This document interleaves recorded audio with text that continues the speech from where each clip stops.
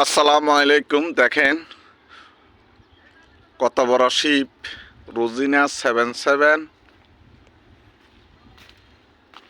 এরকম দেখতে অনেক সুন্দর দেখা যাইতে, অনেক সুন্দর।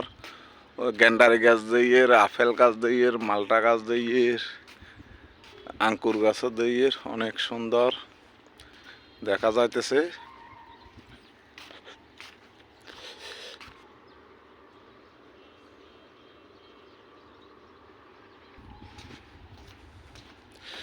অনেক সুন্দর দেখা যাইতেছে বন্দরের ভিত্তি,